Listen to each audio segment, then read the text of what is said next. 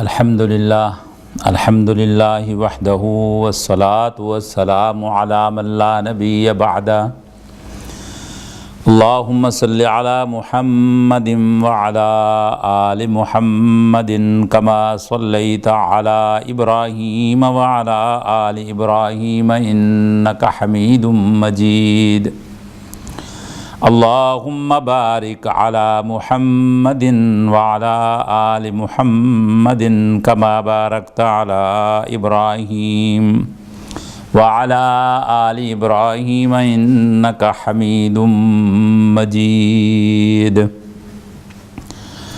اعوذ باللہ السمیع العلیم من الشیطان الرجیم بسم اللہ الرحمن الرحیم الا ان اولیاء اللہ لا خوف علیہم ولا هم يحزنون الذین آمنوا وكانوا يتقون لهم البشرى في الحیاة الدنیا وفي الآخرة لا تبدیل لکلمات اللہ ذالک هو الفوز العظیم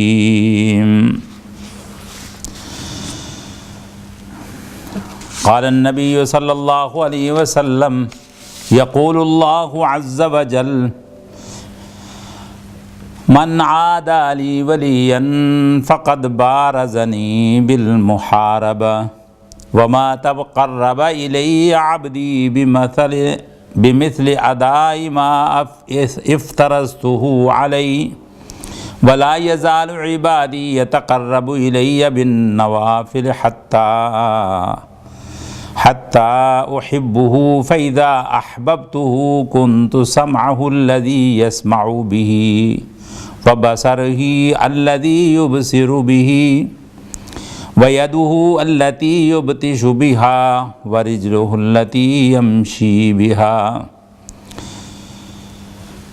رَبَّنَا تَقَبَّلْ مِنَّا إِنَّكَ أَنْتَ السَّمِيعُ الْعَلِيمُ وَتُبْ عَلَيْنَا إِنَّكَ أَنْتَ التَّوَّابُ الرَّحِيمُ رَبِّ اشْرَحْ لِي صَدْرِي وَيَسِّرْ لِي أَمْرِي وَاحْلُلْ عُقْدَةً مِّن لِّسَانِي يَفْقَهُوا قَوْلِي رب اعوذ بک من همزات الشیاطین واعوذ بک رب ان یحضرون۔ معزز دوستوں اور بزرگوں، آج ہمارے تقریر کا عنوان ہے کہ ولی کیا ہیں، کون ہیں، اور یہ ولایت کا مقام اور مرتبہ کیا ہے، کیونکہ بہت سی کنفیوژن پیدا کر دی گئی ہے امت کے اندر، اور ہر آدمی اپنی اپنی جگہ پر ولی بھی بنتا ہے یا بنا دیا جاتا ہے، اور پھر اس کو استعمال بھی اس نام کو کیا جاتا ہے، اور اس کے ساتھ ساتھ ولایت کے جو لوگ قرآن اور حدیث کی روشنی میں تشریح کرتے ہیں ان کو کہا جاتا ہے کہ یہ ولیوں کے گستاخ ہیں، یہ بے ادب ہیں، یہ ولیوں کی فضیلت کے منکر ہیں، وغیرہ وغیرہ۔ تو میں چاہتا ہوں کہ قرآن کریم اور احادیث نبویہ صلی اللہ علیہ وسلم کی روشنی میں اس بات کی وضاحت کروں کہ ولی ولایت کیا ہے اور اولیاء اللہ کون ہیں، تاکہ ان لوگوں کی پہچان ہو جائے جو اس نام سے لوگوں کو گمراہ کرتے ہیں۔ تو ولایت سب سے پہلی بات تو یہ ہے، یہ سمجھنے والی چیز ہے کہ کچھ ایسے منصب ہیں، کچھ ایسے عہدے ہوتے ہیں کہ جن پر اعتراض کرنا، جن پر تنقید کرنا یہ ناجائز ہوتا ہے۔ وہ ایمان سے انسان خارج ہو جاتا ہے کہ اگر ان پر تنقید کرے، جس طرح کہ اللہ سبحانہ و تعالیٰ کی وحدانیت ہے۔ جو انسان اللہ کو نہیں مانتا تو وہ تو کسی بھی کام کا آدمی نہیں ہے، اور جو رسول صلی اللہ علیہ وسلم اور سلسلہ رسالت کو نہیں مانتا وہ بھی آدمی اب نارمل سمجھا جائے گا۔ اور کچھ ایسے عہدے ہیں جن کا احترام واجب ہے، جیسے انبیاء کے ساتھی یا رسول اللہ صلی اللہ علیہ وسلم کے اصحاب ہیں ان کا احترام واجب ہے، کیونکہ یہ ایسی چیزیں ہیں کہ جو انسان کو اپنی مرضی سے نہیں ملتی، بلکہ نبوت اللہ تعالیٰ کی طرف سے ہبہ ہوتی ہے، عطیہ ہوتی ہے، وہ جس کو چاہتا ہے اس کو نبوت دے دیتا ہے۔ اللہ اعلم حیث یجعل رسالتہ، اور اب تو نبوت کا سلسلہ ہی ختم ہو گیا، کیونکہ محمد الرسول اللہ صلی اللہ علیہ وسلم خاتم النبیین ہے، اس لیے کسی نبی رسول کے آنے کا کوئی چانس نہیں ہے۔ تو یہ ایک ایسا منصب ہے کہ جو اللہ کی طرف سے ملتا ہے۔ اللہ اعلم حیث یجعل رسالتہ، اللہ تعالیٰ بہتر جانتا ہے کہ وہ کس کو نبی بنائے، کس کو رسالت عطا فرمائے۔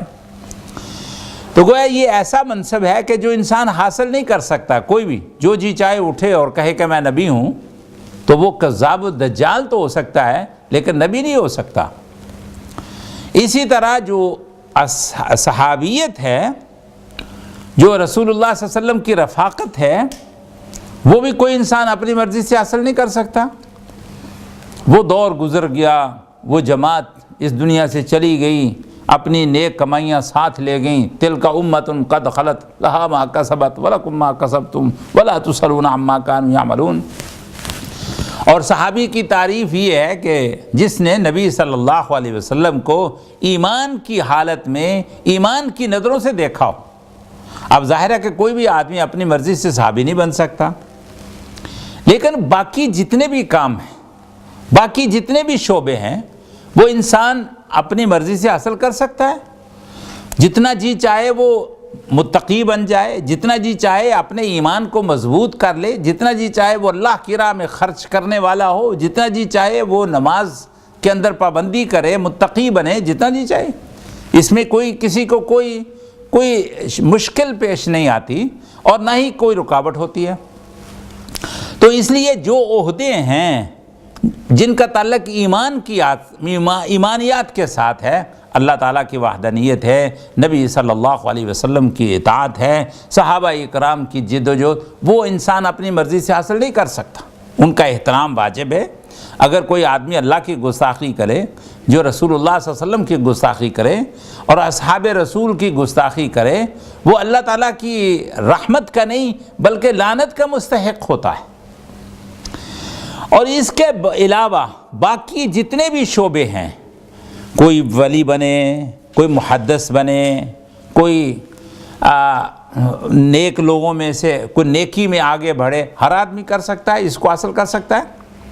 تو ان کے مقابلے میں اللہ اور اس کے رسول اور صحابہ اکرام اور قرآن کریم اور بیت اللہ، ان چیزوں کا احترام واجب ہے، فرض ہے ہر ایک پر۔ اس کے علاوہ جو باقی ہیں، مثلا جن کو ولی کہا جاتا ہے، اگر کوئی آدمی کسی کو نہیں ولی مانتا، اسی طرح اگر کسی کو وہ اپنا مقتدا امام نہیں مانتا، اس کی تقلید نہیں کرتا، تو کوئی بھی اس کو کافر نہیں کہہ سکتا، کوئی بھی اس پر دائرہ اسلام سے خروج کا فتویٰ نہیں لگا سکتا۔ اسی طرح یہ کسی آدمی کو کہہ دینا کہ بھئی یہ ولیوں کا منکر ہے، یہ جاہلانہ بات ہے، اس کی کوئی حیثیت نہیں ہے۔ لیکن یہ ہے کہ ولی ہیں کون، جو چیز دیکھنے والی ہے وہ یہ ہے کہ ولی کون ہے۔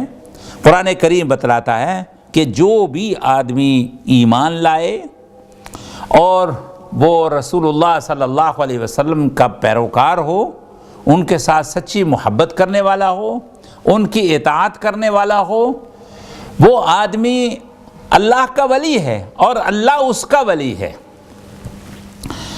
جیسے فرمایا اللہ ولی الذین آمنوا یخرجہم من الظلمات الی النور والذین کفروا اولیاؤہم الطاغوت یخرجونہم من النور الی الظلمات، کہ اللہ ان لوگوں کا ولی ہے جو ایمان لائیں اور وہ ان کو ظلمات سے، ڈارکنس سے، تاریکیوں سے نور کی طرف لے آتا ہے۔ اور جس کا اللہ ولی بن جائے اس کو ہدایت نصیب ہوتی ہے، اس کو ایمان کی روشنی نصیب ہوتی ہے اور وہ اللہ تعالیٰ کے قرب، اس کے قرب کو حاصل کر سکتا ہے۔ دوسرے مقام پہ فرمایا انما ولیکم اللہ ورسولہ والذین آمنوا الذین یقیمون الصلاة ویؤتون الزکاة وهم راکعون ومن یتول اللہ ورسولہ والذین آمنوا فإن حزب اللہ هم الغالبون، کہ اللہ ان لوگوں کا ولی ہے اور اللہ تعالیٰ کے وہ لوگ ولی ہیں، یعنی دونوں کی طرف، یہ اللہ کے ولی، اللہ ان کا ولی۔ کون؟ الذین یقیمون الصلاۃ، کہ جو نمازوں کی پابندی کرتے ہیں، ویؤتون الزکاۃ، اور وہ زکوٰۃ کی ادائیگی کرتے ہیں، وہم راکعون، اور وہ رکوع کرتے ہیں، یعنی با جماعت نماز ادا کرتے ہیں۔ تو یہ لوگ جو ہیں وہ کون ہیں؟ اللہ کے ولی ہیں۔ اللہ تعالیٰ نے ولایت کی جو صفات بیان فرمائی ان میں سے یہ ہے کہ جو جتنا اللہ تعالیٰ پر عقیدے میں مخلص ہوگا، نبی صلی اللہ علیہ وسلم کی محبت میں، ان کی اطاعت میں جتنا وہ آگے بڑھے گا اتنا ہی زیادہ وہ اللہ کا قرب حاصل کر لے گا۔ اور تو اللہ تعالیٰ نے قرآن کریم کے اندر بیان فرمایا کہ ولی کون ہے، تو ولی سب سے پہلی ان کی خوبی اور ان کی جو خصوصیت بیان ہوئی ہے اور جو ان کی کارکردگی ہے وہ ہے ایمان۔ ایمان کے بغیر کوئی آدمی اللہ کی ولایت کا دعویٰ نہیں کر سکتا، نہ وہ اللہ تعالیٰ کا قرب حاصل کر سکتا ہے۔ تو سب سے پہلی چیز کیا ہے؟ ایمان۔ یہ وہ چیز ہے، یہ وہ حساب ہے کہ جسے انبیاء اکرام علیہ السلام نے بھی اختیار فرمایا، جیسا کہ قرآن کہتا ہے آمن الرسول بما انزل الیہ من ربہ والمؤمنون کل آمن باللہ وملائکتہ وکتبہ ورسلہ لا نفرق بین احد من رسلہ وقالوا سمعنا واطعنا غفرانک ربنا والیک المصیر۔ یہ ہیں وہ لوگ کہ جو اللہ پر ایمان لاتے ہیں، نہ صرف لوگ بلکہ رسول بھی اللہ پر ایمان لاتے ہیں۔ سب سے پہلے اللہ پر ایمان لانے والے رسول ہیں۔ تو گویا کہ ایمان جب رسولوں کے لیے ضروری ہے تو ولیوں کے لیے ضروری کیوں نہیں ہے کہ وہ اللہ تعالیٰ کی توحید پر ایسے ایمان لائیں جیسے رسول ایمان لائے، جیسے ایمان والے اللہ کے ساتھ ایمان لائے۔ تو جو اللہ پر ایمان لائے وہ دراصل حقیقت میں وہی ولی ہے۔ یہ ولایت کی پہلی شرط ہے، اللہ پر ایمان لانا، اللہ سبحانہ و تعالیٰ کو وحدہ لا شریک ماننا، اللہ سبحانہ و تعالیٰ کو ہر ایک چیز سے ہر چیز سے زیادہ اس سے محبت کرنا، یہ ولایت کی شرط اولی ہے، کیونکہ یہ نبوت کی شرط ہے۔ کوئی نبی ایسا نہیں جو اللہ پر ایمان نہ لایا ہو، کوئی نبی ایسا نہیں ہے جس کا ایمان اللہ پر خالص نہ ہو۔ اس لیے سب سے پہلی شرط ولایت کے لیے کیا ہے کہ اس کا ایمان ہو اللہ پر۔ اللہ پر ایمان یہ ولایت کی پہلی شرط ہے۔ اور دوسری شرط کیا ہے کہ وہ نمازی ہو۔ پکی بات اور پکی بنیاد اس کی کیا ہے؟ ایمان کے بعد وہ نماز، کیونکہ نماز ایمان کا سب سے اولی جو پریکٹیکلی جو اس کا طریقہ ہے ایمان کا، وہ نماز ہے۔ دیکھیے اللہ سبحانہ و تعالیٰ نے قرآن کریم کا جب آغاز ہوتا ہے تو پہلی آیت میں اللہ تعالیٰ نے کیا فرمایا کہ ذالک الکتاب لا ریب فیہ ھدی للمتقین الذین یؤمنون بالغیب ویقیمون الصلاۃ ویؤتون الزکاۃ، کہ جو لوگ اللہ تعالیٰ کے لیے یعنی اللہ پر ایمان رکھتے ہیں غیب، یعنی اس میں وہ دلیل نہیں ڈھونڈتے کہ کیا دلیل ہے جنت کی، کیا دلیل ہے آخرت کی، کیا دلیل ہے نبوت کی، کیا کوئی دلیل نہیں مانگتے۔ اللہ تعالیٰ نے جو فرمایا اس کو برحق سمجھتے ہیں، یؤمنون بالغیب ویقیمون الصلاۃ ومما رزقناہم ینفقون۔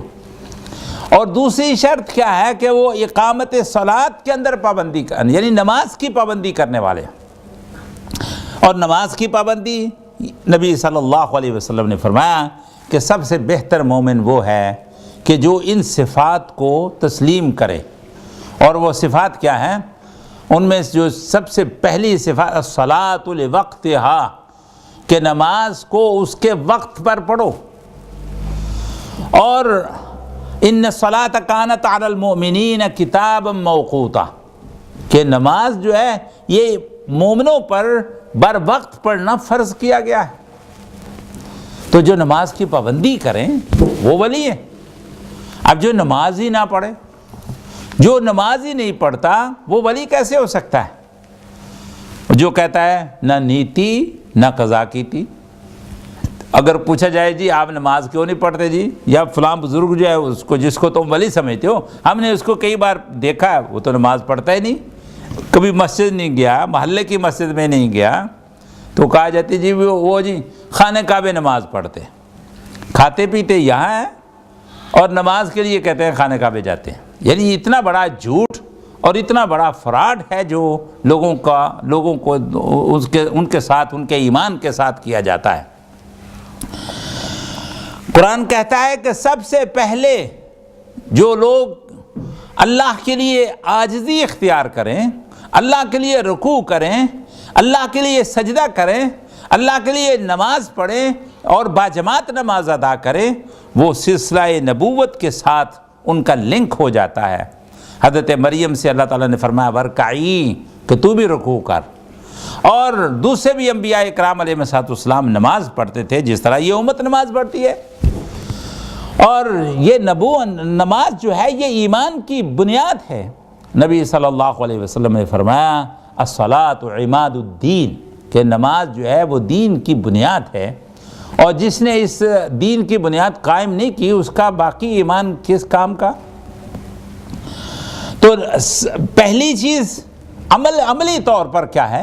یعنی ایمان تو ہے نا زبان کے ساتھ، اور جو عملی طور پر ایمان ہے وہ ہے نماز، کہ نماز کی جو پابندی کرے۔ تو جو آدمی نماز کی پابندی نہ کرے تو وہ تو ولی نہیں ہو سکتا۔ قرآن کریم میں فرمایا کہ ولی جو ہوتے ہیں وہ زمین پر بڑی عاجزی کے ساتھ چلتے ہیں۔ اللہ تعالیٰ نے ان کے بہت سارے نام رکھے ہیں، ان کو متقین کہا، ان کو محسنین کہا، ان کو حزب اللہ کہا، ان کو اللہ تعالیٰ کا گروہ کہا، ان کو احسان کرنے والے قرار دیا، ان کو مفلحون کہا، ان کو محسنون کہا، ان کو عباد اللہ کہا، عباد الرحمن ان کا نام رکھا۔ جو اللہ کے ولی ہیں ان کے کئی نام ہیں، اور قرآن کریم نے ان کے صفات کے لحاظ سے ان کو نمایاں کیا، اجاگر کیا۔ فرمایا وعباد الرحمن الذین یمشون علی الارض ہونا واذا خاطبهم الجاہلون قالوا سلاما، کہ وہ اللہ کے بندے ہیں کہ جو زمین پر عاجزی کے ساتھ چلتے ہیں، اور وہ زمین پر ایسے طریقے سے چلتے ہیں کہ ان کی چال اور ان کی ایسی باوقار ہوتی ہے کہ دوسرا سمجھ جاتا ہے کہ یہ آدمی، اس کا کوئی اللہ تعالیٰ کے ساتھ کوئی تعلق ہے۔ یعنی زمین پر ایسی عاجزی کے ساتھ اور سنت کے مطابق ان کا لباس ہونا چاہیے۔ یعنی ان میں سے ضروری ہے کہ جو ٹخنے ہیں وہ ان کو ڈھکا ہوا نہیں ہونا چاہیے، کیونکہ نبی صلی اللہ علیہ وسلم نے فرمایا کہ ایسے لوگوں کے لیے بڑی سخت احادیث ہیں کہ ما اسفل من الکعبین فہو فی النار وغیرہ۔ یعنی جو بھی آدمی اس طرح تبختر کے ساتھ، تکبر کے ساتھ چلتا ہے، اور وہ زمین کے اوپر ایسے چلتا ہے جیسے وہ ابھی پھاڑ دے گا، اور اتنا سینہ اکڑا کے چلتا ہے جیسے وہ آسمان تک پہنچ جائے گا، فرمایا ایسا نہیں ہو سکتا۔ نہ تم زمین کو انک لن تخرق الارض ولن تبلغ الجبال طولا، کہ نہ تو تم زمین کو پھاڑ سکتے ہو اور نہ ہی پہاڑوں کی بلندیوں کو حاصل کر سکتے ہو۔ یعنی بہت سی چیزیں اللہ نے تم سے اونچی بنائی ہیں، اور زمین تمہارے لیے اللہ نے اس لیے بنائی کہ تم اس پر عاجزی کے ساتھ چلو۔ ان اللہ لا يحب كل مختال فخور، اللہ تعالیٰ کسی فخر کرنے والے شیخی خور کو محبت نہیں کرتا، اس کو اپنا دوست نہیں رکھتا، اس کو اپنا ولی نہیں بناتا، اس کو اپنے قرب اس کو حاصل نہیں ہو سکتا۔ تو جو لوگ اس لحاظ سے دنیا کے اندر اللہ کی زمین پر اللہ کے عاجز بندے بنیں اور عاجزی کے ساتھ چلیں، وہ لوگ ولی ہیں۔ تو ولایت کے لیے شرط کیا ہوئی کہ وہ عاجزی ہو، اور زمین کے اندر تبختر نہ ہو، فخر نہ ہو، غرور نہ ہو، تکبر نہ ہو، بلکہ عاجزی کے ساتھ وعباد الرحمن الذین یمشون علی الارض ہونا، کہ جو زمین پر عاجزی کے ساتھ چلے۔ وَإِذَا خَاطَبَهُمُ الْجَاهِلُونَ قَالُوا سَلَامًا، اور وہ جاہلوں کا ساتھ نہیں دیتے، نہ ہی جاہلوں کو پسند کرتے ہیں، نہ ان کے منہ لگتے ہیں۔ اور جاہل لوگ کون ہیں؟ وہ نہیں ہوتا جو ان پڑھ ہوں، وہ جاہل نہیں ہوتے، بلکہ قرآن کی نظر میں وہ جاہل ہیں جو اللہ کے ساتھ اور اس کے دین کے ساتھ اور اس کے قرآن کے ساتھ تکبر کریں، وہ جو جاہل ہیں، جو اللہ کا مذاق اڑائیں، جو شریعت کا مذاق اڑائیں، وہ لوگ جہلا ہیں، اولیاء نہیں ہے۔ تو ایسے لوگوں کو کہ جو جاہلیت کی نشانیاں جن کے ہاتھوں میں ہوں، اللہ کے ولی ان کا ان کے منہ نہیں لگتے، ایسے لوگ بحثیں کرنے لگ جاتے ہیں، یہ کیسے ہے، وہ کیسے ہے، فلاں حکم میں کیا ہے، نمازوں میں کیا رکھا ہے، اور یہ اور اس طرح کی جو جاہلانہ باتیں کرتے ہیں، اللہ تعالیٰ ان لوگوں کو پسند ہی نہیں کرتا۔ وہ اللہ کے بندے نہیں ہو سکتے، وہ عباد الرحمن نہیں ہو سکتے۔ وَإِذَا خَاطَبَهُمُ الْجَاهِلُونَ قَالُوا سَلَامًا، وہ ان سے اعراض کر کے گزر جاتے ہیں۔ یہی حکم اللہ تعالیٰ نے نبی کو دیا، فَأَعْرِضْ عَنِ الْجَاهِلِينَ، کہ اے نبی جاہلوں سے دور رہو، ان کے منہ نہ لگو، وہ ویسے کرتے رہیں، وہ آپ پر اعتراضات کرتے ہیں، وہ آپ کا ٹھٹھا اڑاتے ہیں، مذاق اڑاتے ہیں، اور وہ کٹ حجتیاں کرتے ہیں، تو ایسے لوگوں کا جواب دینا کوئی ضروری نہیں ہے۔ تو ایسے لوگوں سے وہ بڑی عزت کے ساتھ، بڑی شرافت کے ساتھ گزر جاتے ہیں۔ اور اس کے علاوہ فرمایا کہ جو لوگ اللہ جن کی راتیں اللہ کی عبادت میں گزرتی ہیں، والذین یبیتون لربہم سجدا وقیاما، کہ جن کی راتیں اللہ کے لیے گزرتی ہیں اور وہ سجدے اور قیام میں گزرتی ہیں، یعنی وہ رات بھر عبادت کرتے ہیں۔ عبادت کی جو صحیح ڈیفینیشن ہے وہ وہی ہے جو قرآن نے بیان کی اور جسے نبی صلی اللہ علیہ وسلم نے اختیار فرمایا۔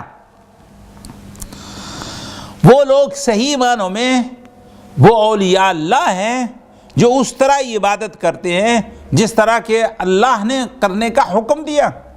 والذین یبیتون لربہم سجدا وقیاما، یعنی 5 نمازیں تو الگ رہیں، ان کو ان سے سکون ہی نہیں آتا، اتنی نمازوں سے ان کا وہ کیا کہتے ہیں شو نہیں ڈوبتا، اتنی نمازوں سے ان کو تسلی نہیں ہوتی، ان کا دل بھرتا نہیں ہے، بلکہ وہ اللہ کا قرب حاصل کرنے کے لیے، اللہ تعالیٰ کا تقرب حاصل کرنے کے لیے وہ نفل و نوافل میں لگے رہتے ہیں، جس طرح کہ حدیث قدسی میں بھی آتا ہے کہ وما تقرب الی عبدی، جو بندہ ہے وہ ولا یزال عبدی تقرب الی بالنوافل، کہ بندہ جو ہے وہ ساری زندگی کوشش کرتا رہتا ہے کہ وہ نفلی نوافل پڑھ کر نفلی عبادت کر کے اللہ کا قرب حاصل کرے۔ اب مسجد میں آتا ہے تو 2 رکعت نماز پڑھتا ہے، تحیۃ المسجد، وضو کرتا ہے تو تحیۃ الوضو پڑھ دیتا ہے، اور کسی بھی علاقے میں جاتا ہے تو سب سے پہلے مسجد میں جائے، اور جب بھی اس کو موقع ملے، وہ فجر کا ٹائم ہے، فجر کے بعد بیٹھ گیا، اس کو عبادت اور ذکر میں لذت آ رہی ہے، اور صبح ہو گئی، سورج نکل آیا تو اب وہ اشراق پڑھ لیتا ہے۔ اس کے بعد تھوڑا سا سورج بلند ہوا تو اس نے چاشت کی نماز، ضحیٰ کی نماز پڑھ لی، یعنی اس طرح وہ نفل و نوافل میں لگا رہتا ہے کہ فرضی روزے تو رمضان کے ہیں، لیکن اس کے بعد کیا ہے کہ نفلی روزے ہیں، ہر منڈے اور تھرسڈے کا روزہ ہے، سوموار اور جمعرات کا روزہ ہے، ایام بیز کے 3 روزے ہیں، تو گویا کہ آدھا مہینہ تو آدمی کا اسی طرح روزوں میں گزر جاتا ہے۔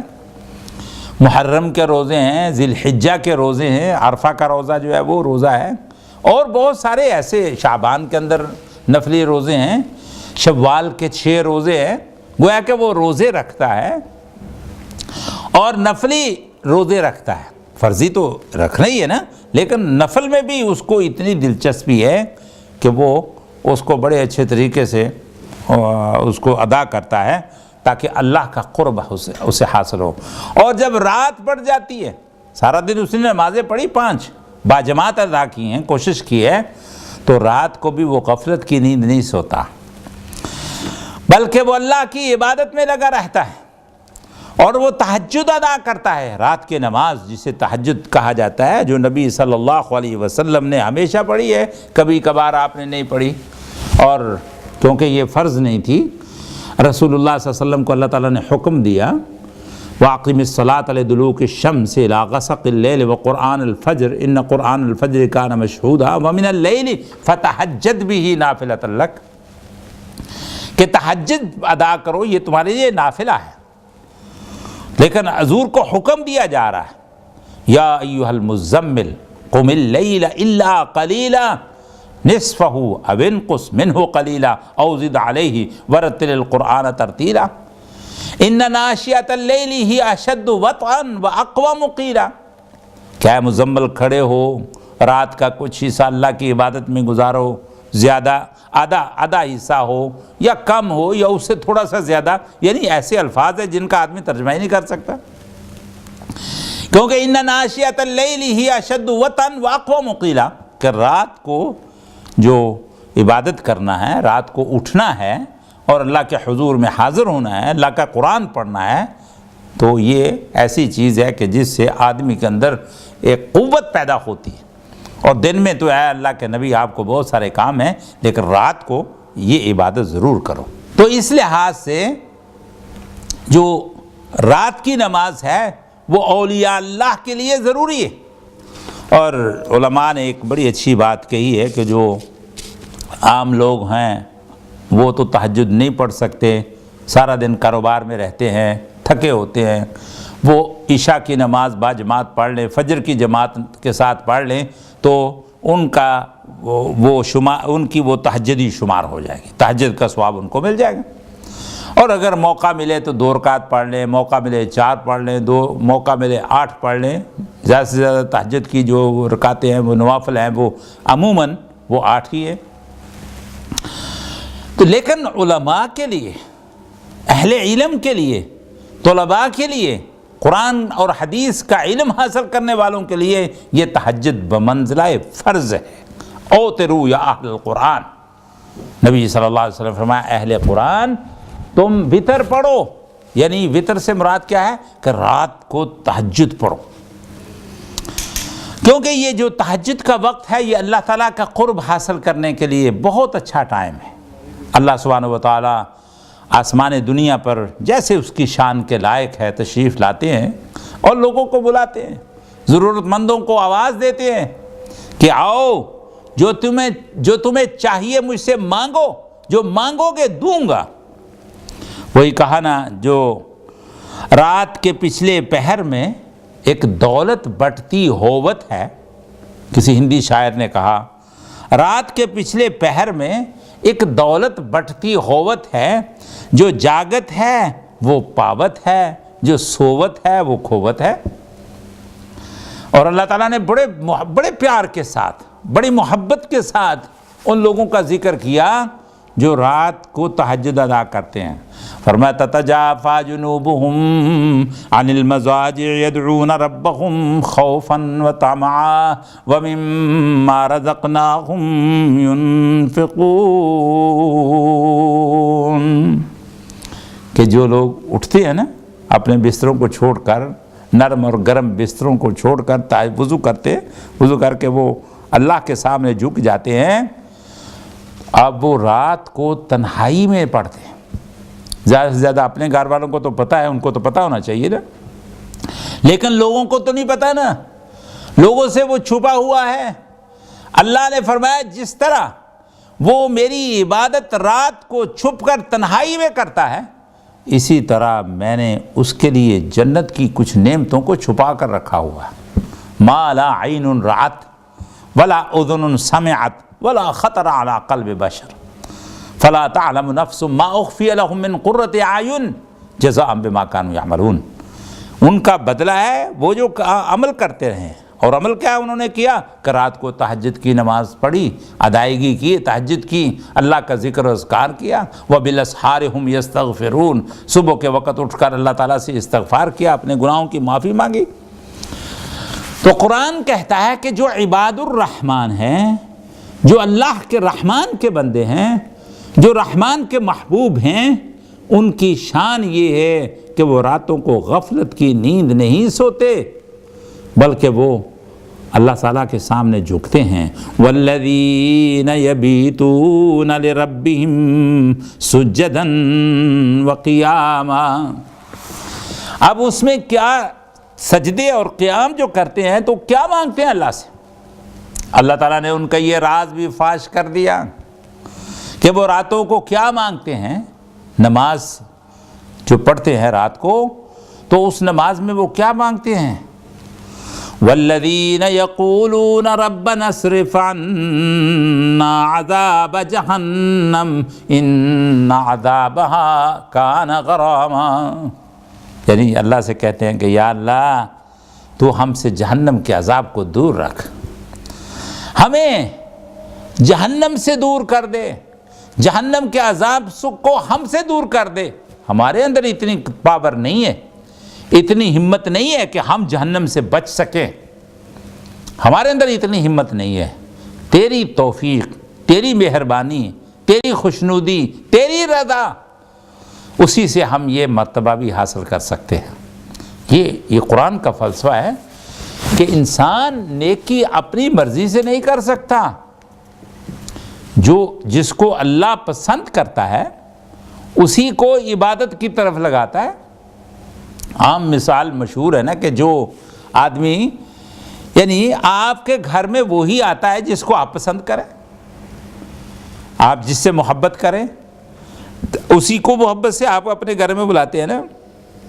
وہ ایک مولانا روم نے ایک حکایت بھی لکھی کہ کوئی آدمی تھا، وہ عام طور پر جو غریب لوگ ہوتے ہیں، ملازم ہوتے ہیں، عبادت میں وہی دلچسپی رکھتے ہیں۔ تو وہ آدمی اپنے آقا کے ساتھ جا رہا تھا، تو راستے میں ایک اجڑی سی جگہ تھی، وہاں ایک چھوٹی سی مسجد بنی ہوئی تھی۔ تو وہ کہنے لگا جی مجھے اجازت دو، میں جا کے نماز پڑھ لوں۔ اس نے کہا جاؤ جلدی جلدی نماز پڑھو۔ اب وہ دروازے پر بیٹھ گیا، وہ جو اس کا آقا تھا وہ دروازے پر بیٹھ گیا اور اس کا انتظار کرنے لگ گیا کہ بھئی یہ نماز پڑھ کے نکل آئے۔ اور بڑی مصیبت ہوتی ہے، بڑی مشکل ہوتی ہے کسی کا انتظار کرنا، اور خاص طور پر نماز کے لیے انتظار کرنا بڑا مشکل ہوتا ہے۔ اب تھوڑی دیر گزری تو وہ کہنے لگا کہ او بھائی باہر آؤ۔ اس کا نام آپ کوئی بھی رکھ لیں، محمد صدیق رکھ لیں، محمد شفیق رکھ لیں، کہ بھائی او شفیق باہر آؤ۔ تو وہ ابھی نماز پڑھ رہا تھا، نماز میں مشغول تھا، تو بار بار یہ آواز اس کو دے رہا ہے کہ باہر آؤ باہر آؤ۔ تو وہ کہنے لگا کہ جناب مجھے وہ باہر آنے نہیں دیتا۔ تو اس نے باہر سے جھانکا، خود تو اندر توفیق نہیں ہوتی نا، لیکن باہر سے اس کو جھانک کر اندر دیکھا تو کہنے لگا بھی یہاں تو بندہ ہی کوئی نہیں ہے تیرے سوا، کون ہے جو تجھے مسجد سے باہر نہیں آنے دیتا؟ وہ کہنے لگا جناب وہی جو آپ کو مسجد کے باہر سے اس کے اندر نہیں آنے دیتا، وہی مجھے مسجد سے دروازے کے باہر نہیں جانے دیتا۔ یعنی اللہ تعالیٰ کی توفیق کے بغیر نہیں ہو سکتا کام کوئی بھی۔ اور ایک اور مثال ہے حضرت یوسف علیہ السلام کی۔ سیدنا یوسف علیہ السلام نے جب ان کو اس عورت نے بہکانے اور پھسلانے کی خاطر سارے حربے استعمال کیے، وغلقت الابواب وقالت حیت لک، اور دروازے بند کر کے اس کو دعوت گناہ دینے لگ گئی، تو حضرت یوسف علیہ السلام نے کیا فرمایا؟ معاذ اللہ انہ ربی احسن مثوائی انہ لا یفلح الظالمون وَلَقَدْ هَمَّتْ بِهِ وَهَمَّ بِهَا لَوْلَا رَأَىٰ بُرْهَانَ رَبِّهِ كَذَٰلِكَ لِنَصْرِفَ عَنْهُ السُّوءَ وَالْفَحْشَاءَ إِنَّهُ مِنْ عِبَادِنَا الْمُخْلَصِينَ۔ حق تعالیٰ فرماتے ہیں كَذَٰلِكَ لِنَصْرِفَ عَنْهُ السُّوءَ وَالْفَحْشَاءَ، اگر ہماری توفیق شامل حال نہ ہوتی تو یوسف کے پاؤں لڑکھڑا سکتے تھے، لیکن کذالک لنصرف عنہ السوء، ہم نے اس سے اس برائی کو دور کر دیا۔ یعنی خود نہیں ہو سکا، کوئی بھی انسان اتنی توفیق اور ہمت نہیں رکھتا جب تک اللہ کی توفیق شامل حال نہ ہو، نہ آدمی کوئی نیکی کر سکتا ہے نہ برائی سے بچ سکتا ہے۔ اور یہی حکمت آپ دیکھیں کہ ان لوگوں کے لیے جو جب اذان ہو جاتی ہے تو نبی صلی اللہ علیہ وسلم نے فرمایا کہ اذان کا جواب دیا کرو، کہ جو آدمی اذان کا جواب دیتا ہے اللہ تعالیٰ اس کو جنت کا مستحق بنا دیتا ہے۔ اور اذان کا جواب کیا ہے؟ اللہ اکبر، اس کا جواب اللہ اکبر ہے۔ اشہدو ان لا الہ کا جواب اشہدو ان لا الہ الا اللہ ہے۔ اشہدو ان محمد رسول اللہ کا جواب اشہدو ان محمد رسول اللہ ہے۔ لیکن حی علی الصلاۃ اور حی علی الفلاح کا جواب کیا ہے؟ لا حول ولا قوت الا باللہ۔ مؤذن کہتا آؤ، کامیابی کی طرف آؤ، نیکی کی طرف آؤ، فلاح و فوز کی طرف آؤ۔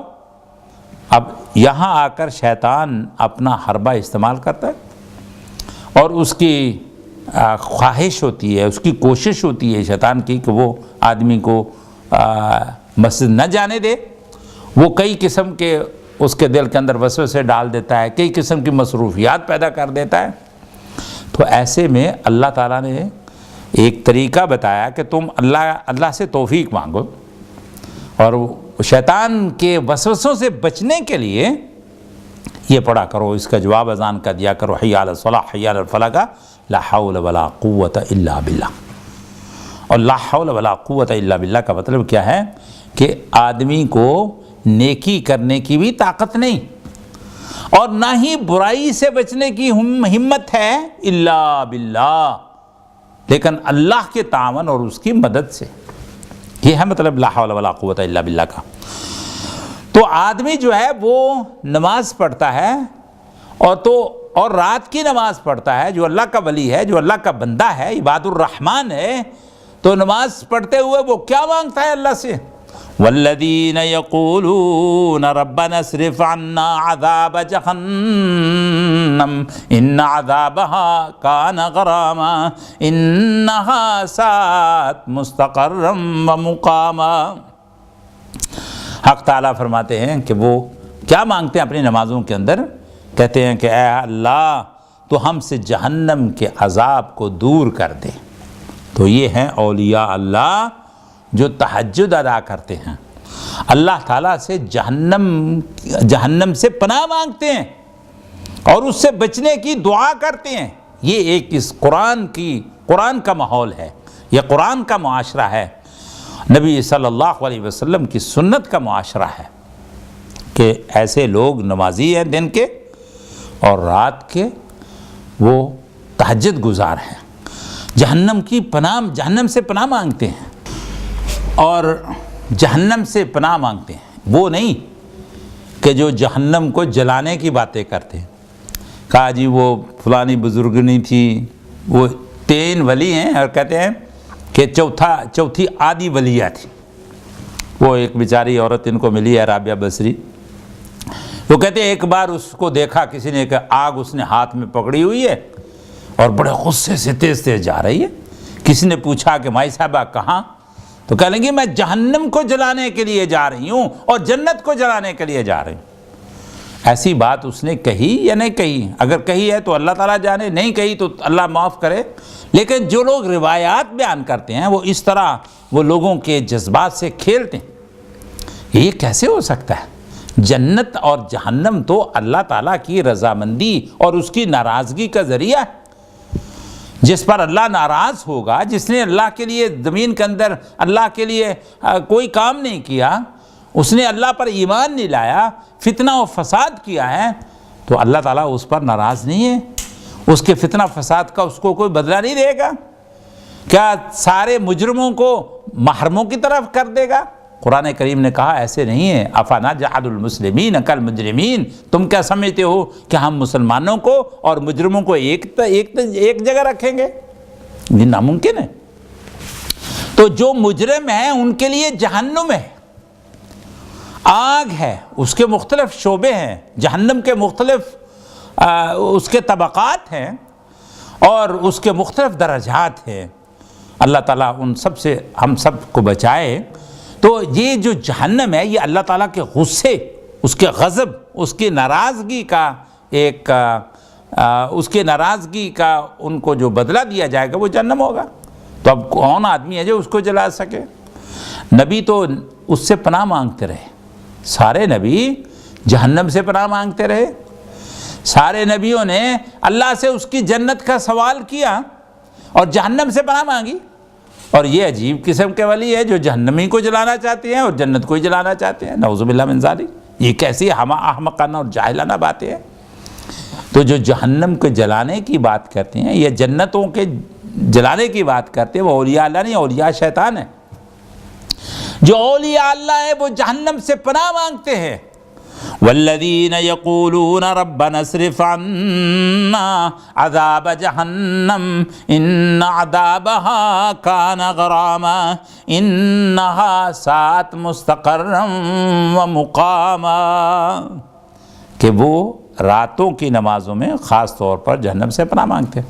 اللہ کے نبی صلی اللہ علیہ وسلم کو جب اللہ تعالیٰ نے عذاب قبر کے بارے میں بتایا، ام المومنین سیدہ عائشہ فرماتی ہیں رضی اللہ تعالی عنہا کہ اس آیت کے اترنے کے بعد یثبت اللہ الذین آمنوا بالقول الثابت، جو سورہ ابراہیم کی آیت ہے، اس آیت کے اترنے کے بعد نبی صلی اللہ علیہ وسلم نے کوئی نماز ایسی نہیں پڑھی جس میں جہنم کے اور قبر کے عذاب سے پناہ نہ مانگی ہو۔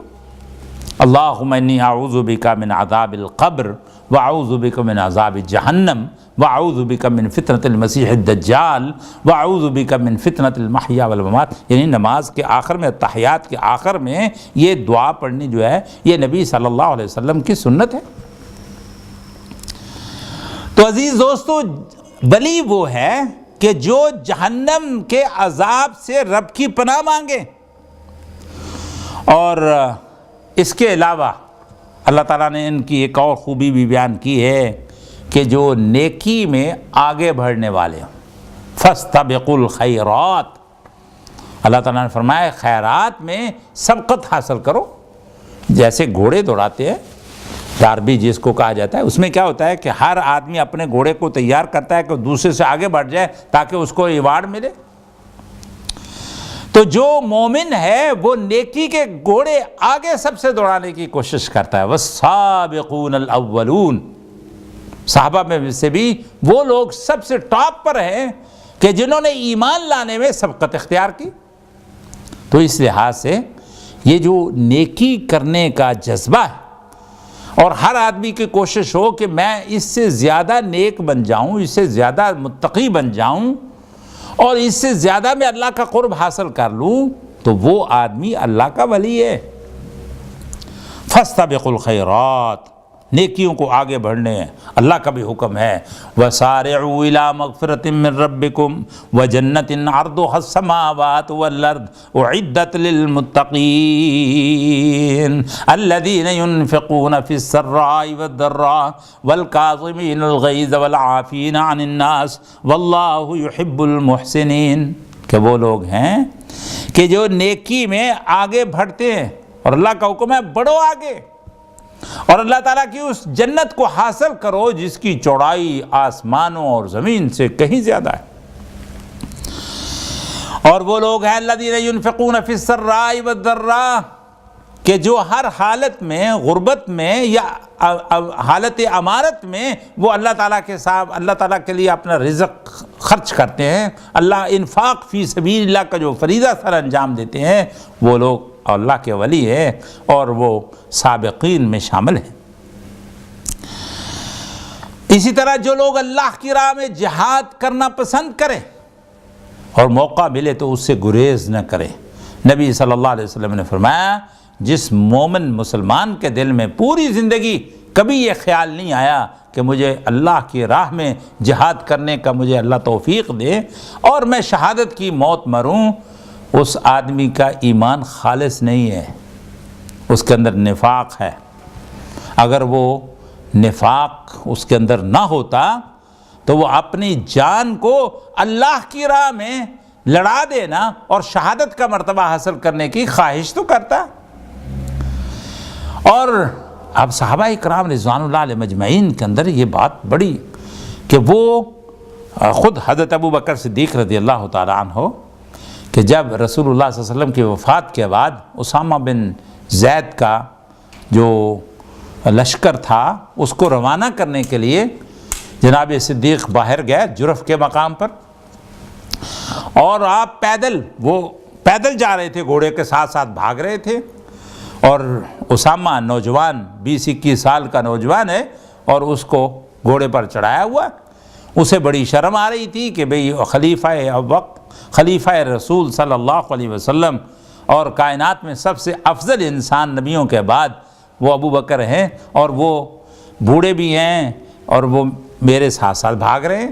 تو انہوں نے بڑی دفعہ کہا کہ آپ گھوڑے پر تشریف لیں، انہوں نے کہا نہیں، میں چاہتا ہوں کہ میرے پاؤں اللہ کی راہ میں جہاد کرتے ہوئے ان پاؤں پر غبار آ جائے۔ یہ بڑی بڑی عجیب چیز ہے۔ حضرت عمر بن عبدالعزیز رحمہ اللہ، ان سے کسی نے پوچھا امیر معاویہ رضی اللہ تعالیٰ عنہ، کچھ چونکہ وہ چپکلش تو چلی آ رہی تھی اور بڑی وہ اس زمانے میں بڑا اس کا دورہ تھا، ایک دوسرے پر تان و تشنیع کیا کرتے تھے، تو چونکہ بنو امیہ میں سے حضرت امیر معاویہ رضی اللہ تعالیٰ عنہ کے بارے میں ان لوگوں کے دلوں میں بہت بغض تھا، تو ان سے پوچھا گیا کہ امیر معاویہ کا مقام و مرتبہ کیا ہے؟ وہ کہنے لگے کہ امیر معاویہ تو صحابی رسول ہیں، ان کا مقام مرتبہ کا کیا پوچھتے ہو؟ اللہ کی قسم، امیر معاویہ کے لیے جو جہاد کا گھوڑا ہے، اس گھوڑے کی ناک میں جو زمین کے اوپر گرد و غبار پڑتا ہے، میں عمر تو اس کے برابر بھی نہیں ہوں۔ یعنی اللہ کی راہ میں ایک رات جہاد کے لیے گزارنا، پہرا دینا، پتہ نہیں کتنے سالوں کی عبادت سے بھی بہتر ہے۔ تو جو لوگ جہاد سے نفرت کریں، اور جہاد کا مطلب وہ لیں جی جہاد بالنفس ہے، جہاد یعنی قتال کا نام نہیں ہے، وہ جھوٹ بولتے ہیں، وہ اللہ اور اس کے رسول کے دین کے ساتھ مذاق کرتے ہیں۔ یہ جہاد کفار کے ساتھ، یہ جہاد اللہ کے دشمنوں کے ساتھ ہمیشہ کے لیے۔ وَلَوْلَا دَفْعُ اللَّهِ النَّاسَ بَعْضَهُم بِبَعْضٍ لَّهُدِّمَتْ صَوَامِعُ وَبِيَعٌ وَصَلَوَاتٌ وَمَسَاجِدُ يُذْكَرُ فِيهَا اسْمُ اللَّهِ كَثِيرًا۔ اگر یہ جہاد نہ ہوتا تو دنیا کے اندر کوئی مذہب بھی اس کی عبادت گاہ بچ نہیں سکتی تھی۔ یہ جہاد کی برکت ہے کہ اس نے سب کو آزادی دی۔ عیسائیوں کے گرجے محفوظ ہیں، یہودیوں کے سینیگاگ ان کو کوئی خطرہ نہیں، ہندوؤں کے مندروں کو کوئی خطرہ نہیں، کیونکہ وہ مسلمانوں کے جہاد کی وجہ سے بچے ہوئے ہیں۔ یہ جہاد کی برکت ہے۔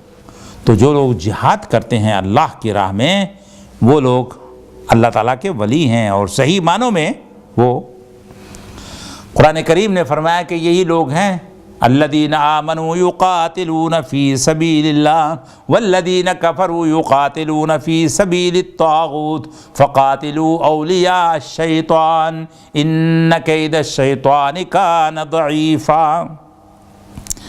کہ جو مومن ہیں وہ اللہ کی راہ میں قتال کرتے ہیں۔ قتال یعنی لڑائی۔ یہ جہاد کا معنی جو بدل دیا گیا ہے ڈر کے بارے یا اپنے نفس کی ہوا و ہوس کی وجہ سے، تو یہ قرآن کے مطابق نہیں ہے۔ قرآن کہتا ہے الذین آمنوا یقاتلون، وہ قتال کرتے ہیں اللہ کی راہ میں، والذین کفروا یقاتلون فی سبیل الطاغوت، اور جو کافر ہیں وہ طاغوت کے لیے لڑتے ہیں، شیطان کے لیے لڑتے ہیں۔ جو اسلام کے لیے اللہ کے لیے لڑتا ہے وہ مجاہد فی سبیل اللہ ہے۔ یہ وہ اولیاء اللہ ہیں جو جہاد کرتے ہیں۔ اور بہت ہی تکلیف دہ بات ہے کہ ہمارے ہاں جو ولیوں کی ایک کھیپ بنی ہوئی ہے اور جو اس کا تصور بنا ہوا ہے، انہوں نے ہمیشہ جہاد کی مخالفت کی ہے۔ صوفیوں نے ہمیشہ جہاد کی مخالفت کی ہے۔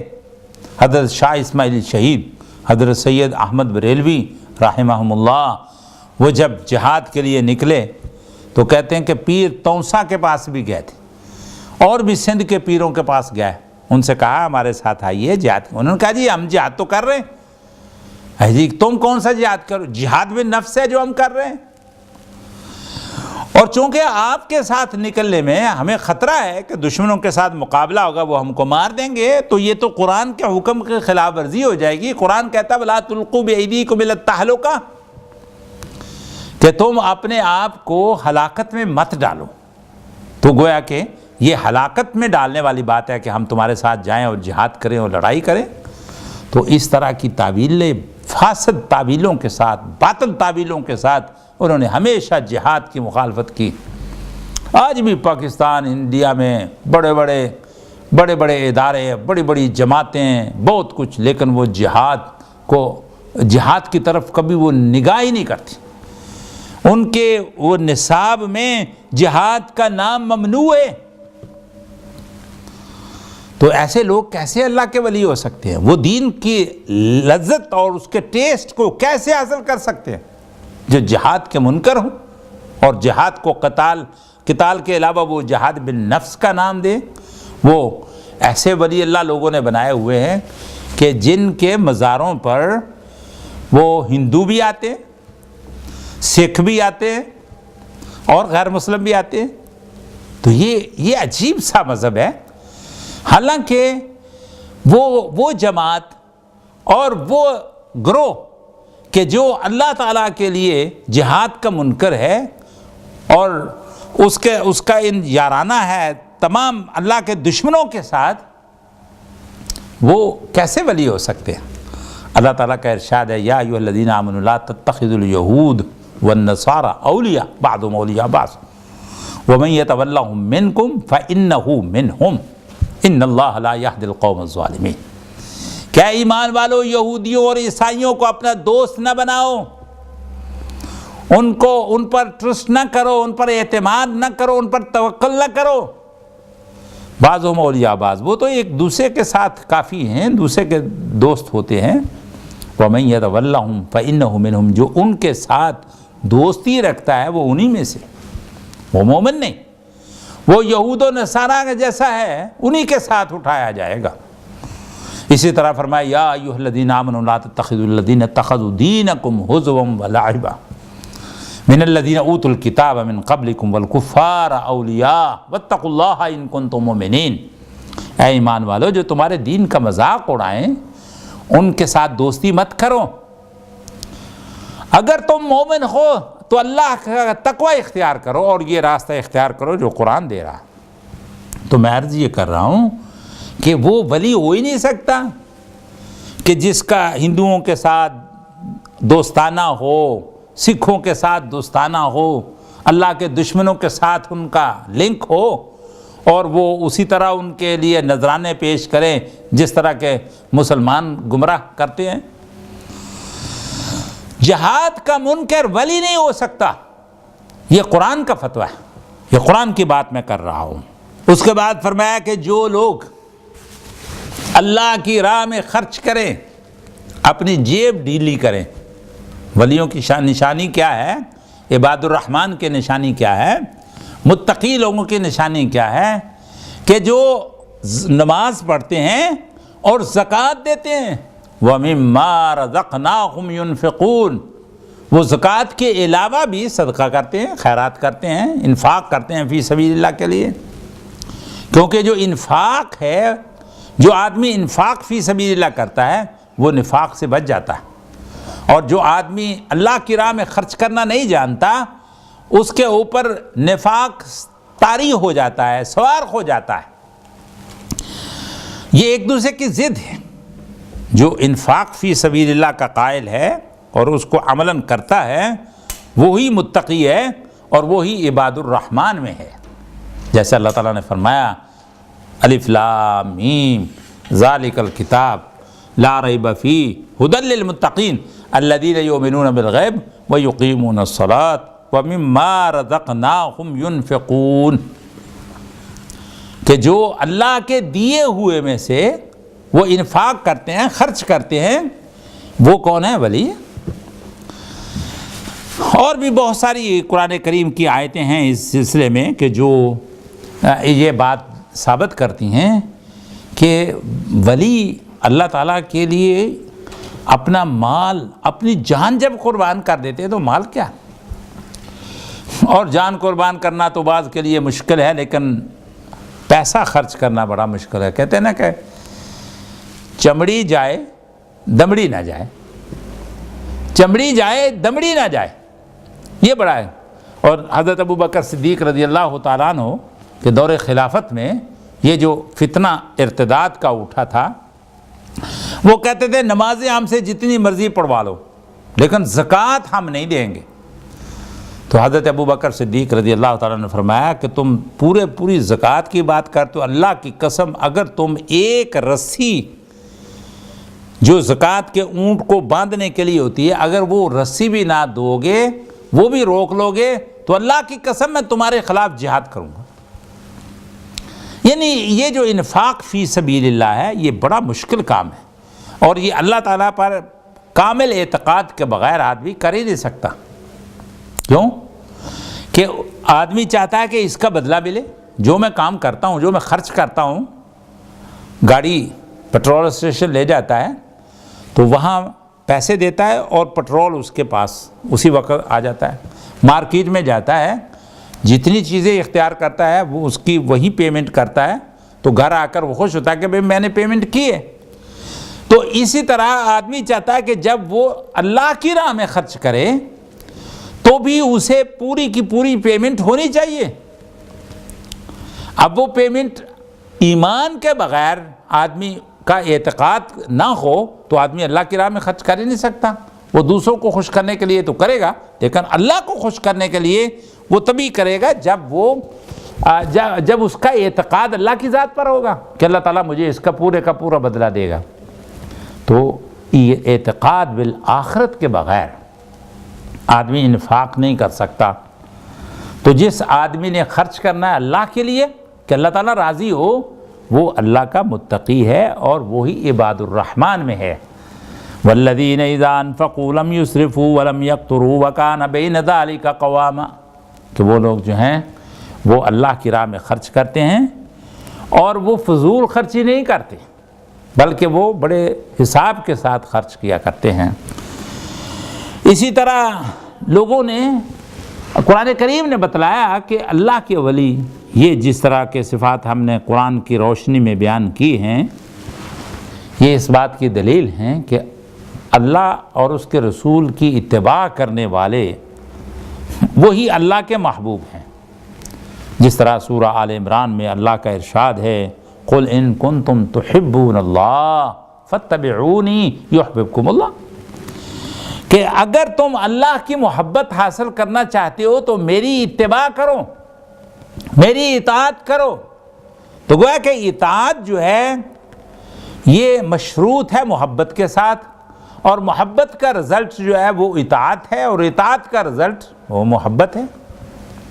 تو جس کے پاس اطاعت نہیں ہوگی وہ اللہ تعالیٰ کی اور اس کے رسول کی محبت حاصل نہیں کر سکتا۔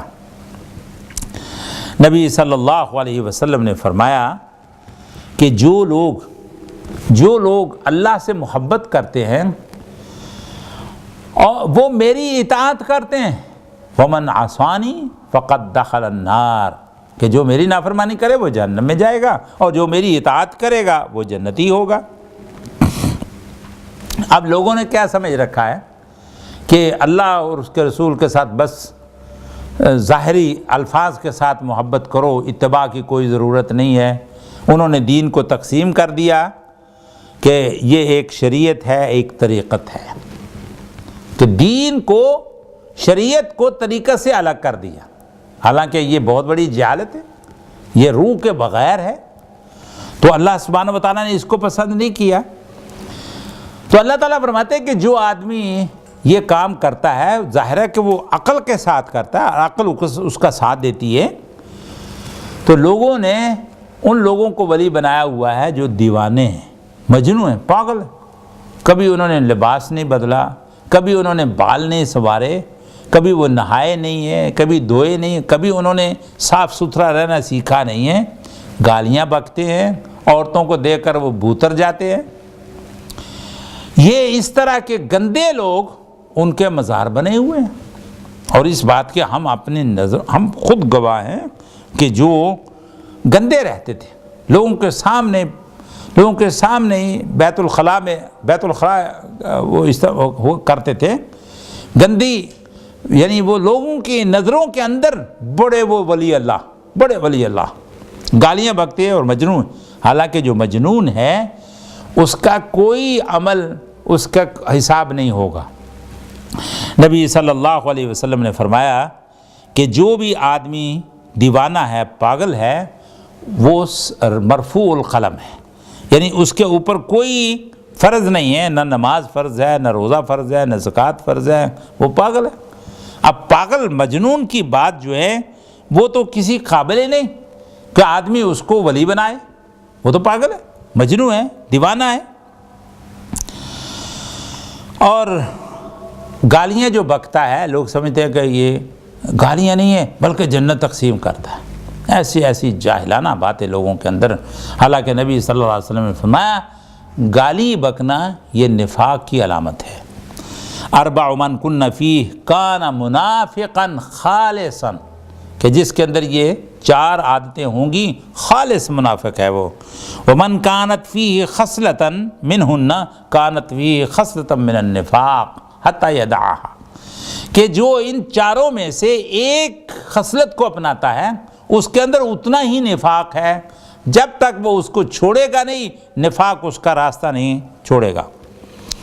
پہلی بات کیا ہے؟ اذا حدث کذب، جب وہ کوئی بات کرے تو جھوٹ بولے، وَإِذَا وَعَدَ أَخْلَفَ، اور جب وہ وعدہ کرتا ہے تو اس کی خلاف ورزی کرتا ہے، وَإِذَا اؤْتُمِنَ خَانَ، جب اس کے پاس کو امانت رکھی جائے تو خیانت کرتا ہے، وَإِذَا عَاهَدَ غَدَرَ، اور جب وہ وعدہ کرتا ہے، معاہدہ کرتا ہے تو بے وفائی کرتا ہے۔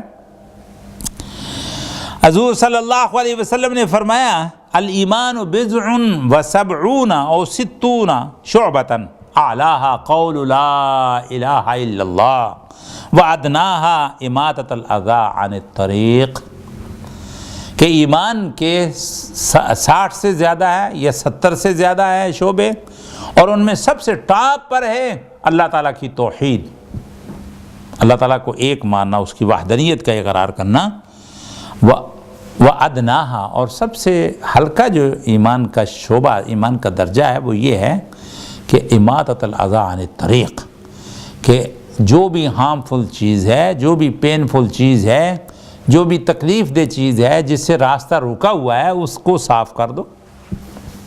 تو یہ کیا ہے؟ یہ ایمان کی نشانی ہے۔ حق تعالیٰ نے فرمایا کہ جو آدمی مجنون ہے، جو آدمی پاگل ہے، جو دیوانہ ہے، رفع القلم عن 3، کہ 3 آدمی ہیں جن کے اوپر کوئی احکام شریعت ہے ہی نہیں ہے، ان میں سے ایک وہ ہے جو مجنون پاگل ہے، لیکن لوگوں نے ان پاگلوں اور دیوانوں کو اولیاء اللہ بنا رکھا ہے۔ جو گالیاں بکے ہیں وہ ولی نہیں ہو سکتے، بلکہ جو سباب المسلم فسوق، مسلمان کو گالی دینا جو ہے یہ فسق ہے، یہ صاف حدیث ہے رسول اللہ صلی اللہ علیہ وسلم کی۔ تو جو آدمی اس طرح کے کام کرتا ہے، وہ جھوٹ بولتا ہے، وہ گالیاں بکتا ہے، یہ تو فاسقوں کی نشانیاں ہیں، اولیاء اللہ کی نشانیاں تو نہیں ہیں۔ جو اولیاء اللہ کی نشانیاں ہیں وہ یہ ہے کہ وہ ہر وقت نفاق سے ڈرتے ہیں۔ حضرت ابو ملیکہ کہتے ہیں ادرکت 30 من اصحاب محمد صلی اللہ علیہ وسلم کلہم یخاف علی نفسہ، کلہم یخاف النفاق علی نفسہ، کہ میں نے 30 اصحاب محمد صلی اللہ علیہ وسلم کو دیکھا اور سب کے سب اپنے اوپر منافق ہونے سے ڈرتے تھے، ان کو خوف رہتا تھا کہ یہ جو اللہ کے نبی صلی اللہ علیہ وسلم نے ہمارے لیے بیان کیا ہے، کہ ان منافقوں کے لیے بیان کیا ہے کہ جس کے اندر یہ عادتیں پائی جائیں گی وہ خالص منافق ہے، کہیں ہم ایسے لوگ تو نہیں ہیں کہیں ہو گئے۔ حضرت حنظلہ نبی صلی اللہ علیہ وسلم کے زمانے میں کہتے ہیں نافقہ حنظلہ، کہ وہ کیفیت نہیں رہتی جو حضور کی صحبت میں ہوتی ہے، گھر جا کر بال بچوں کے اندر جب ہم چلے جاتے ہیں تو وہ کیفیت نہیں رہتی۔ تو نبی صلی اللہ علیہ وسلم نے فرمایا کہ یہ کیفیت ہمیشہ نہیں رہ سکتی، کسی بھی آدمی کا الساعۃ والساعۃ، وقت وقت کی بات ہوا کرتی ہے۔ تو ابو ملیکہ کہتے ہیں کہ ادرکت 30 من اصحاب محمد کلہم یخاف النفاق علی نفسہ، ہر ایک کوئی ڈرتا تھا کہ ہمارے اندر کوئی ایسی عادت نہ آ جائے کہ جس سے ہم ایمان والوں کی صف سے نکل کر منافقوں کی صف کے اندر شامل ہو جائیں۔ تو اس لحاظ سے جو آدمی نفاق سے ڈرے وہ اللہ کا ولی ہے، نہ کہ وہ منافقوں والے کام کرے، وہ گالیاں بکے اور وہ ایسے ایسے کام کرے۔ حضور نے فرمایا کہ جی میری امت کے اندر جاہلیت کی جو چیزیں پائی جائیں گی ان میں سے ایک الفخر فی الاحساب، حسب و نسب کے اندر فخر کرنا، والطعن فی الانساب، اور نسب نامے پر تان مارنا، دوسرے کو حقیر سمجھنا، اس کی ذات پر کیچڑ اچھالنا، والنیاح علی المیت، اور مردوں پر نوحہ کرنا، ماتم کرنا، والاستسقاء بالنجوم، اور ستاروں کے ذریعے ستاروں کی چالوں پر ایمان لانا، اس سے اپنی قسمت کا حال پوچھنا اور اس سے بارش طلب کرنا۔ یہ جاہلیت کی باتیں ہیں جو اس امت کے اندر بھی موجود ہیں، اور حضور نے فرمایا تھا آ جائیں گے۔ اللہ تعالیٰ نے فرمایا کہ جب تم قرآن پڑھو تو شیطان سے پناہ مانگو، کیونکہ شیطان اپنے ولیوں کو قرآن نہیں پڑھنے دیتا، اور جو اللہ کے ولی ہیں وہ قرآن کی تلاوت کرتے اور شیطان کے فتنوں سے محفوظ رہتے ہیں۔ فَإِذَا قَرَأْتَ الْقُرْآنَ فَاسْتَعِذْ بِاللَّهِ مِنَ الشَّيْطَانِ الرَّجِيمِ إِنَّهُ لَيْسَ لَهُ سُلْطَانٌ عَلَى الَّذِينَ آمَنُوا وَعَلَى رَبِّهِمْ يَتَوَكَّلُونَ إِنَّمَا سُلْطَانُهُ عَلَى الَّذِينَ يَتَوَلَّوْنَهُ وَالَّذِينَ هُمْ بِهِ مُشْرِكُونَ، کہ جو قرآن جب پڑھو تو اللہ تعالیٰ سے استعاذہ مانگو اور اللہ تعالیٰ سے مانگو کہ وہ شیطان کے شر سے پناہ دے۔ شیطان جو ہے وہ ان لوگوں پر مسلط ہو سکتا ہے کہ جو اس کے دوست ہوں، انما یتولونہ علی الذین والذین هم بہ مشرکون، جو شرک کرتے ہیں شیطان ان کے اوپر مسلط ہوتا ہے۔ تو گویا کہ شیطان سے پناہ مانگنا اور شرک سے بچنا یہ وہ بنیادی چیز ہے کہ جو اللہ تعالیٰ کے ولی کی نشانی ہے، اور جو آدمی مشرک ہو وہ ولی نہیں ہو سکتا۔ ان اولیاؤہ الا المتقون، کہ ولی وہی ہیں جو تقوی اختیار کرنے والے ہیں، ولی وہی ہیں جو جن کے دلوں کے اندر تقوی ہے۔ اللہ تعالیٰ کی توحید پر کسی قسم کی تھکاوٹ کے بغیر کسی غل و غش کے ایمان لانا، یہ ولایت کی سب سے پہلی اور سب سے معظم نشانی ہے کہ اللہ سبحانہ و تعالی مشرکوں کو دوست نہیں رکھتا۔ مشرک تو شرک کرتے ہیں تو ان کو دوست کیسے رکھے، وہ اللہ کے ولی کیسے ہو سکتے ہیں؟ فرمایا کہ جو آدمی اللہ کے ذکر سے غفلت اختیار کرتا ہے، اور اللہ کا ذکر قرآن ہے، اللہ کا ذکر نماز ہے، اللہ کا ذکر اللہ تعالیٰ کی اطاعت کے کام ہے، سنت کی اتباع ہے۔ فرمایا وَمَنْ أَعْرَضَ عَنْ ذِكْرِي فَإِنَّ لَهُ مَعِيشَةً ضَنْكًا وَنَحْشُرُهُ يَوْمَ الْقِيَامَةِ أَعْمَى قَالَ رَبِّ لِمَ حَشَرْتَنِي أَعْمَى وَقَدْ كُنْتُ بَصِيرًا قَالَ كَذَلِكَ أَتَتْكَ آيَاتُنَا فَنَسِيتَهَا وَكَذَلِكَ الْيَوْمَ تُنْسَى، کہ جو آدمی اللہ کے ذکر سے دور رہا، جس نے کبھی قرآن نہیں پڑھا، جس نے نماز نہیں پڑھی، جس نے کبھی قرآن کریم کو محبت کے ساتھ اس کی تلاوت نہیں کی، اس کو سمجھنے کی کوشش نہیں کی، وہ شیطان سے کیسے بچ سکتا ہے؟ اور میں ایسے لوگوں کے لیے ہم آخرت میں ان کو اندھا کر کے اٹھائیں گے۔ وہ کہے گا رب لما حشرتنی اعمی، یا اللہ تو نے مجھے اندھا کیوں اٹھایا، وقد کنت بصیرا، حالانکہ میری تو آنکھیں تھیں۔ فرمایا کذالک، جیسا تم نے ہماری آیتیں ہم بھول گیا، ہماری آیتوں کو تو نے بلا دیا، ہمارا ذکر بلا دیا، ہم نے تجھ کو بلا دیا۔ وَكَذَلِكَ الْيَوْمَ تُنْسَى، اور آج تو ہے بدلے کا بدلہ پورے کا پورا ملے گا۔ تو عزیز دوستو، اب میں نے اس بات کو سمیٹنے کا خلاصہ اس کا بیان کرتا ہوں کہ قرآن پر پیش کرو سب کو، جو بھی آدمی دعویٰ کرتا ہے ولایت کا اس کو قرآن پر پیش کرو، اگر وہ نمازی ہے، اگر وہ تہجد گزار ہے، اگر وہ سابق الی الخیرات ہے، وہ جنت کی دوڑ میں ہے اس کی حصول کے لیے، اور وہ اللہ کی راہ میں خرچ کرتا ہے، اور وہ جہنم سے پناہ مانگتا ہے، اور وہ اللہ کے بندوں سے محبت کرتا ہے، اور ایمان کو اپنا سرمایہ بتاتا ہے، اللہ کی توحید پر ایمان لاتا ہے، اللہ کے نبی صلی اللہ علیہ وسلم کی سنت پر وہ عمل کرتا ہے، تو ایسا آدمی ولی ہے۔